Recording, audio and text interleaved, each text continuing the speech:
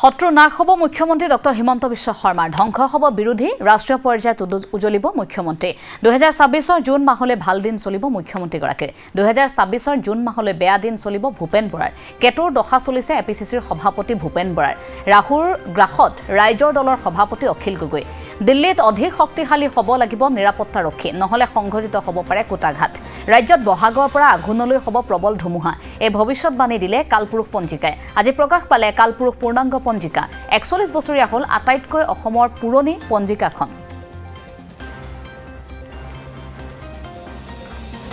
মুখ্যমন্ত্ৰীৰ বৰ্তমান খুব ভাল সময় চলি আছে শুক্ৰ দশা গতিকে সকলো কাৰ্যতে তেওঁ সকলো কৰ্মতে তেওঁ কৃতকাৰ্য লাভ কৰিবই তেওঁক বাধা দিব নোৱাৰে আটাইতকৈ ভাল গ্ৰহই হ'ল শুক্ৰ শক্তিশালী গ্ৰহ আৰু তাৰে দুটা তাৰমানে মূল দশাও শুক্ৰ অন্তদশা শুক্ৰ গতিকে তেখেতৰ 26 জুন মাহলৈ তেওঁ এই দশা চলিব বিৰোধীৰ ক্ষেত্ৰত আমি এটোৱে ক'ব পাৰোঁ আমাৰ অসমৰ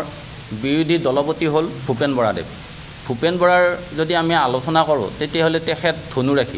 ধনুৰাশিৰ বৰ্তমান কৰ্মস্থানত কেতু আছে গতিকে সেইকাৰণে তেওঁ দলীয়ৰ ফালৰ পৰা তেওঁ যথেষ্ট অনীহা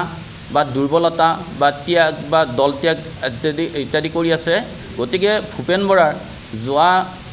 23 চনৰ 10 ডিচেম্বৰৰ পৰা 2026 চনৰ জুন মাহলৈ এই সময়ছোৱা গোটেই কৰ্মস্থানত কেতুই তেওঁ সকলো কৰ্মতে নাশ কৰিব মোদী আহি যাব ইতিমধ্যে আমাৰ গণনাত দেখা গৈছে ৰাষ্ট্ৰীয় প্ৰেক্ষাপটতো মোদী ডাঙৰীয়াৰ শপত গ্ৰহণ চক্ৰমতে এই কেতুৰ চন্দ্ৰ দশা গতিকে কেতুৰ চন্দ্ৰ দশাত সকলো ক্ষেত্ৰতে শুভফল পোৱা যায় বিৰোধী নেতা ৰাহুল গান্ধীৰ বৰ্তমান চক্ৰমতে সপ্তমত ৰবিৰ অশুভ প্ৰভাৱ চলি আছে গতিকে তেওঁ সপ্তমত ৰবি আৰু বৃহস্পতি থকাত বৃহস্পতিৰ প্ৰভাৱত যথেষ্ট সন্মান ঠায়ে ঠায়ে পালেও কিন্তু অশুভ ৰবিৰ প্ৰভাৱত তেওঁ বহুত বাধাৰ সন্মুখীন হৈ আছে